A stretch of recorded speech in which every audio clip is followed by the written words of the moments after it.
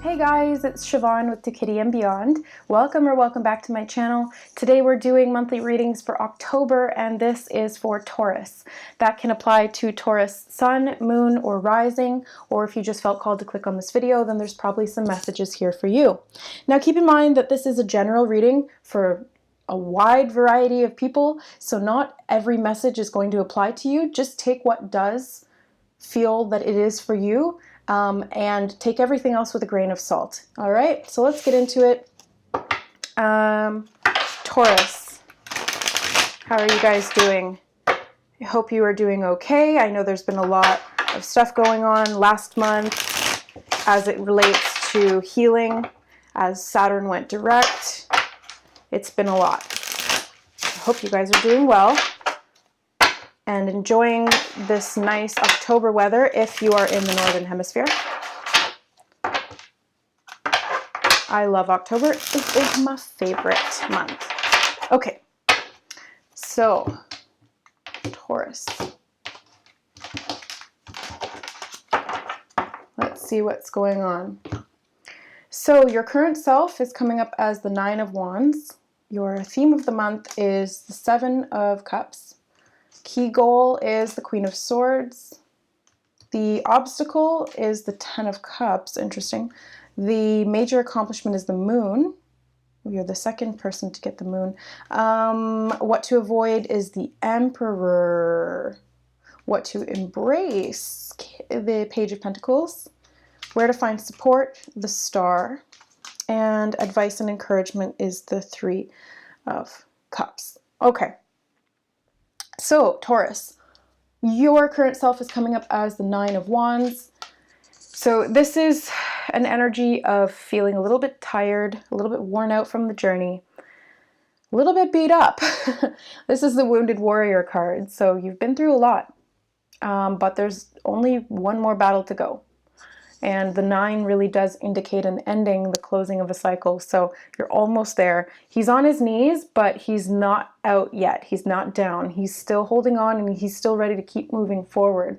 So you may feel like you've been through a lot lately and that there's still a ways to go forward.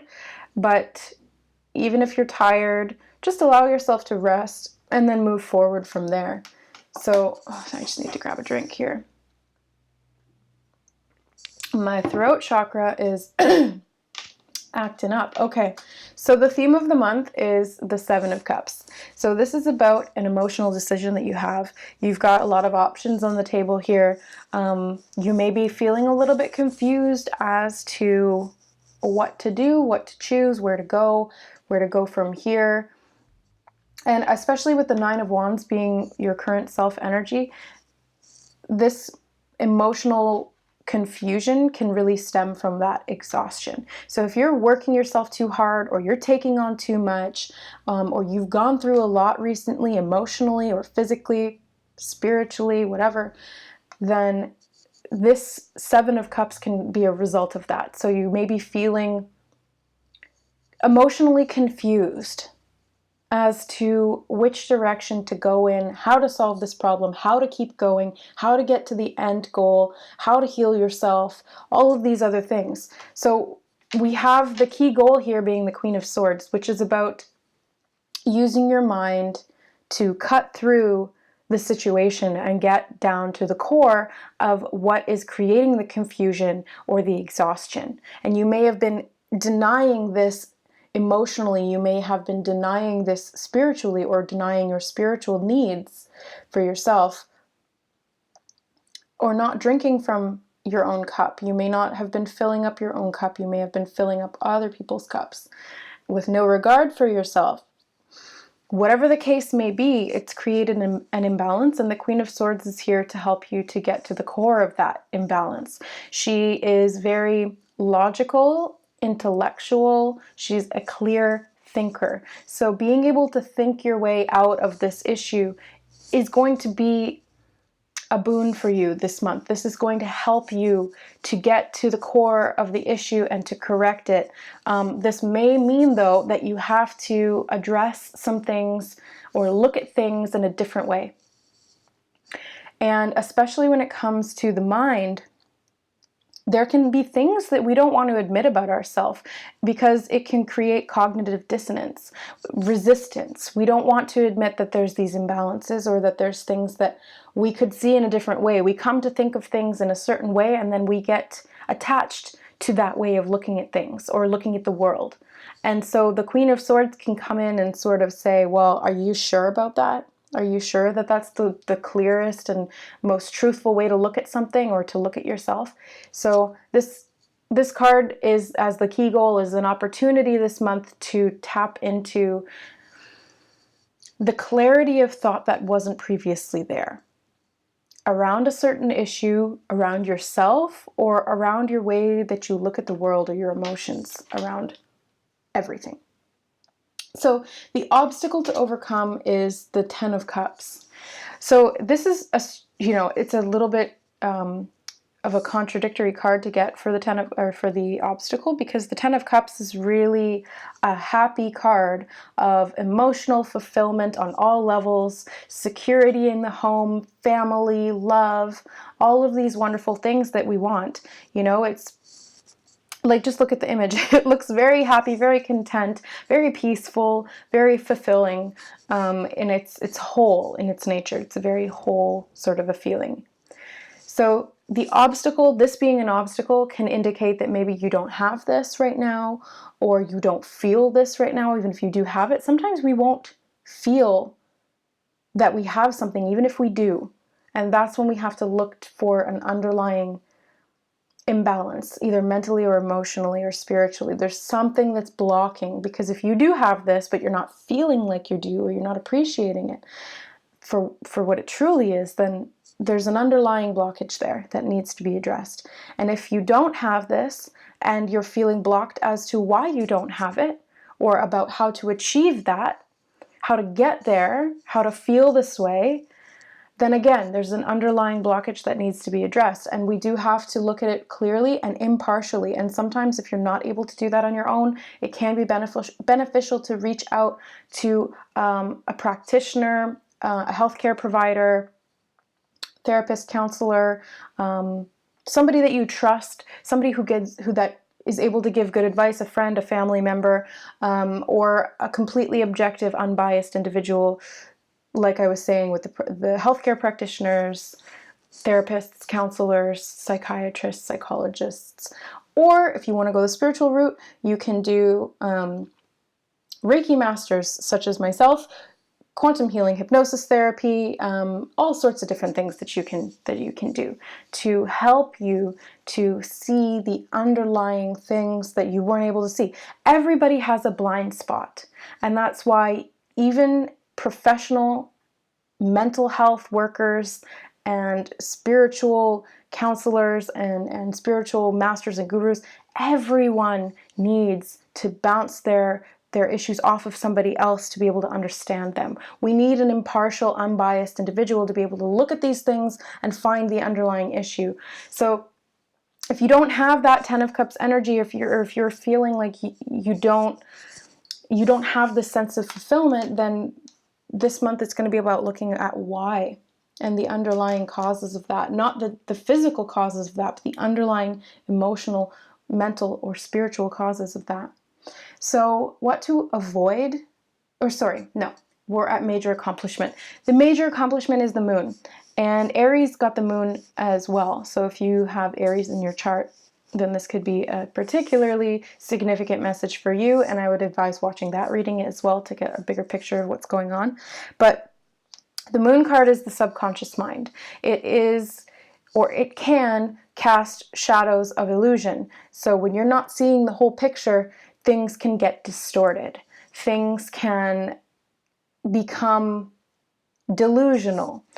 This is a tricky energy to work with, because the moon, it does shed light onto the issue, but if you're not seeing it from the right angle, then it can also cast shadow, and then you're not really sure what you're seeing. So this is how it relates to the mind and the emotions.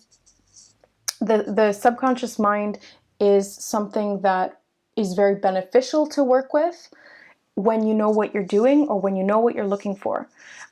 So you can do this on your own through dream work, through dream journaling, as well as through meditation. If you ask a question and then meditate and allow an answer or a solution to come to you, or a feeling, and just be aware of what your thoughts are doing, what your feelings are doing, then this can help you to work with the subconscious mind. But again, if you don't feel that you excel at this or that you don't know how to do it, then please reach out to a practiced individual who does. So any of those things I mentioned previously, especially spiritual or general health practitioners of counseling. So working with that moon energy is the accomplishment for you guys this month. Doing some subconscious work for yourself, going deep into the mind so that you can sort out all of these different emotional things that are going on and have the strength to move forward and find the clarity and the peace of mind that's really going to help you feel this sense of fulfillment if you're not feeling it right now. So now we have what to avoid, and this is the Emperor. So the Emperor card, it is the Father card, it is the ruler, it is an energy of the divine masculine, if we look at it in that light. But the themes that the Emperor represents surround control, power and control.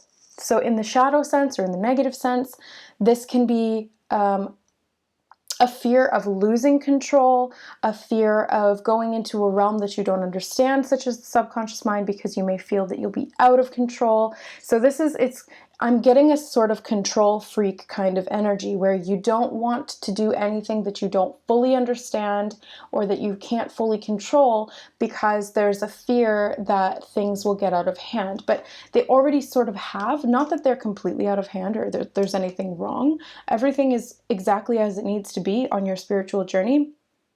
But what to avoid is going into resistance and trying to understand everything out of the need for control.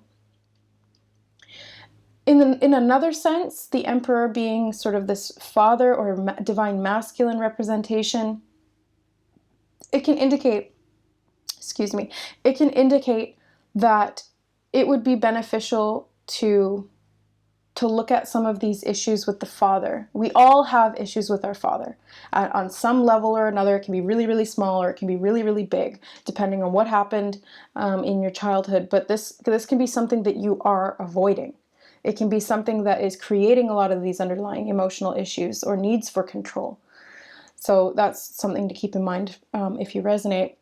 So what to embrace on a more positive note is the Page of Pentacles. So this is embracing a new beginning and a new way of doing things, especially as it relates to the physical world and your confidence, because the peacock in the corner here, is that a peacock? Yes, it is a peacock. It's about confidence. It's about, they're also drawing my attention to the eyes on the peacock here. So this is also about awakening your inner vision, because that will allow you to see clearly into the subconscious mind. So awakening your third eye is really important in doing this kind of inner work and feeling confident about how you move forward spiritually, emotionally, mentally, on your spiritual journey, on your path. So the Page of Pentacles is a new beginning. It holds this sort of Fool energy. So it does require a little bit of a leap of faith, because you're not going to know exactly what you're doing. And that's okay. You have to let go. If you have these tendencies towards needing control, it's important to be able to let go and trust. Trust that you may not have all the answers right now. You may feel confused. You may feel worn down, exhausted. There may be some things you're not quite seeing clearly, and that's okay. That's okay. Even if you're feeling this lack or you feel out of sorts, that's okay. It's all part of the journey. Everything that happened got you to where you are now so that you can get to where you're going. So everything has purpose. Everything has meaning. And this really, it takes this kind of understanding to be able to let go and then be able to move forward, not knowing exactly what you're doing, because you're here to learn. And the pages are all about that. It's about learning a new skill and finding ways to apply it in a healthy and balanced way. And so this being the Pentacles card can be about money. It can be about your work.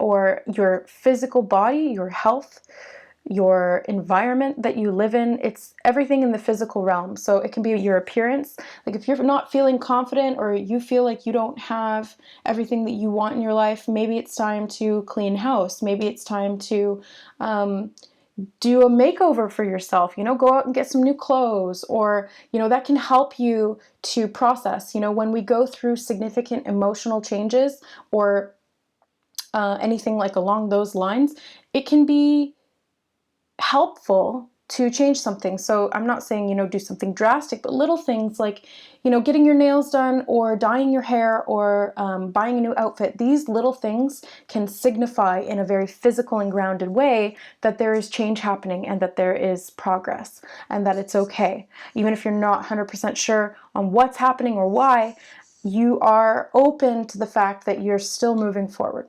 A little bit guarded, but you're still moving forward. And where to find support? Oh, this is the best card. This is probably one of my favorite cards, if not my favorite card in the decks, in the tarot. The Star. So the Star is about spiritual enlightenment. The Star comes directly after the Tower card, which you don't have here, so that's good. But it is this renewal. It is self-renewal. It is renewal on all levels, both emotional, mental, spiritual, and physical. So you're being given the opportunity to heal from whatever it is that's coming up, to be looked at, to be healed, and to move forward. The Star is also the guiding star. It gives us direction, and it gives us this sense of knowing and enlightenment within ourselves. We may not have all the answers, but we will have this inner knowing or this intuition that helps to guide us forward. So it's about trusting your inner compass to be able to move in a direction that you do feel is in alignment with you. So that's how you will know which cup is for you. Whichever one you resonate with, whichever one you intuitively feel called to. It's really about trusting your inner guidance system, because that's what's going to help you to traverse the subconscious mind, to go into the depths and to come out knowing more than you did when you went in. So the Star card is what is supporting you this month. It's a wonderful, wonderful energy to have in support.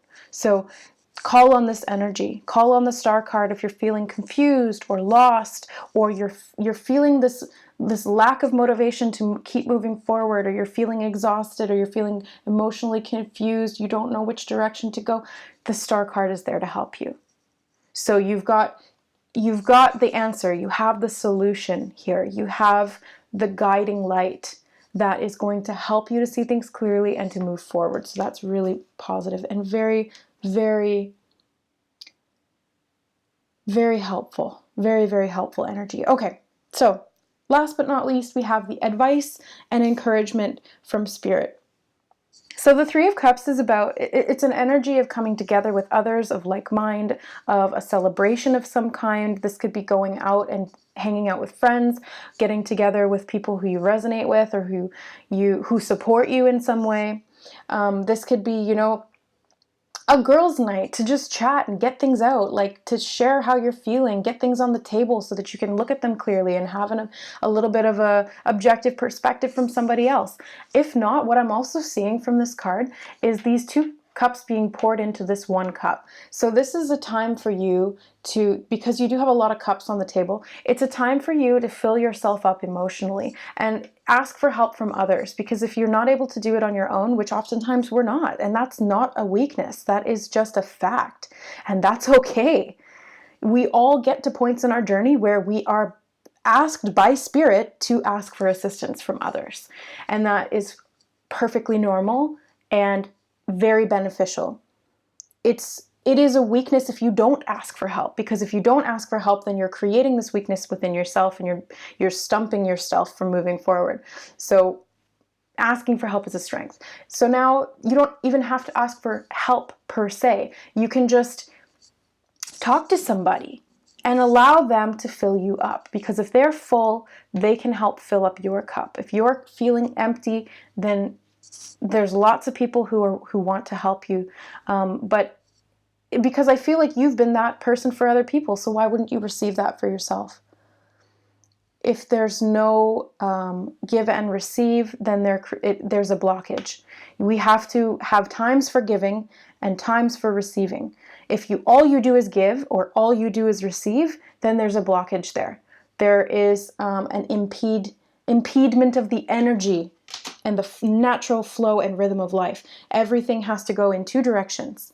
So keep that in mind, because that can help you in all of these things. Help you see things clearly, help you find emotional fulfillment, help you make physical changes that move forward on your journey, help you to avoid things that are detrimental to you, and to keep moving forward on your journey, even though it's been difficult.